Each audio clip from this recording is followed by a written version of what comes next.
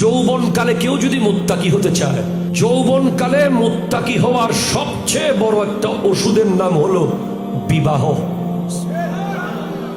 ঠিক কিনা বল না? বিবাহ হলো তাকওয়ার অর্ধেক। যিনি বিবাহ করেছে উনি অর্ধেক মুত্তাকি হয়ে গেছে।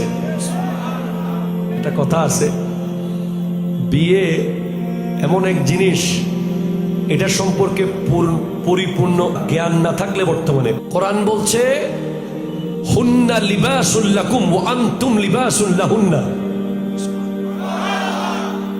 নারীরা তোমাদের কাপড় আর পুরুষরা নারীদের কাপড়। আজকে একটা ঘটনা বলি, খুব মজার ঘটনা। আজকে দেখলাম সোশ্যাল মিডিয়ায়, সম্ভবত বরগুনা বা কোন একটা জেলায় একটা ঘটনা ঘটেছে। গতকাল ফজরের নামাজে মসজিদ পুরাইয়া, বারান্দা পুরাইয়া রাস্তায় গেছে মানুষ, ছবি দিছে। তো জিজ্ঞেস, গোটা এলাকার মানুষ অবাক, এত মুসল্লি ফজরের নামাজে?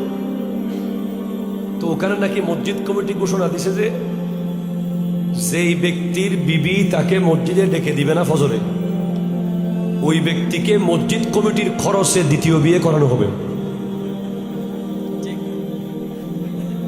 মাথাবা নাই?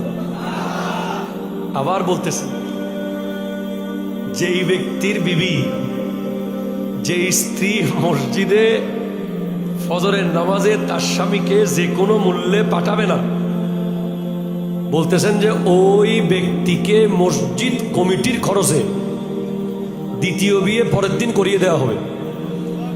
দেখা গেছে যে কোনো বিবি রাত্রে আর ঘুমায় নাই। মারহাবা জোরে বলেন না? সবাই অপেক্ষায় আছে যে কোন সময় আজান দেয়, স্বামীরে প্রয়োজনে রশি দিয়ে বাইন্দা টাইন্না হলে মসজিদে নিতে হইব। যদি কোনো কারণে মসজিদে না যায় তাহলে আমি তো শেষ।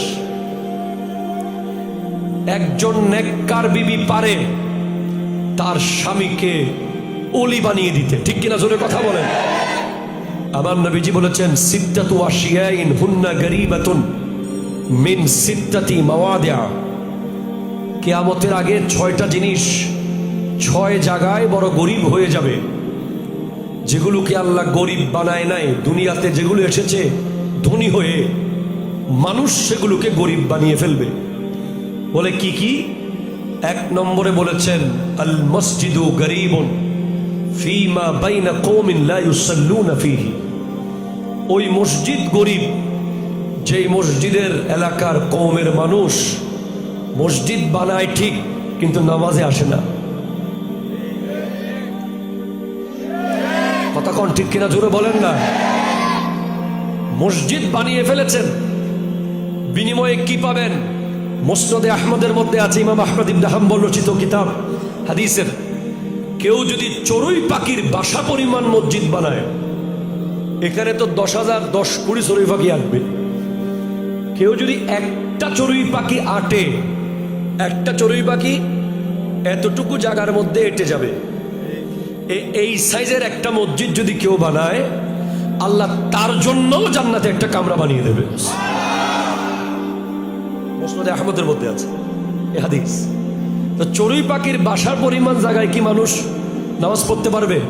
বলে না। বলে মসজিদের একটা ছোট্ট কোণা তোমার টাকা দিয়ে হয়েছে, মসজিদের 1 ইঞ্চি বালু ইট তোমার টাকা দিয়ে হয়েছে, যেটা চড়ুই পাখি আটে যে অতটুকু জায়গা তোমার টাকা দিয়ে যদি হয়, জান্নাতে তোমার জন্য একটা কামরা থাকবে। আপনি এখানে কি বুঝলেন? এই হাদিস থেকে আপনি বুঝতে পারলেন যে গরিবদেরকে আল্লাহ কোনো জায়গায় মাহরুম করে নাই। ঠিক কিনা জোরে বলেন না? নিজের ঘর বানানোর ক্ষেত্রে গরিবরা যেন পার্টিসিপেট করতে পারে। যাদের দিনে 100 টাকা ইনকাম, দিনে 50 টাকা ইনকাম, তারাও যেন জান্নাতের কামরার মালিক হতে পারে। এজন্যই আমার নবী বলেছেন, চড়ুই পাখির বাসা পরিমাণ মসজিদের জায়গা তোমার টাকা দিয়ে যদি হয়, তোমার জন্য জান্নাতে একটা কামরা থাকবে।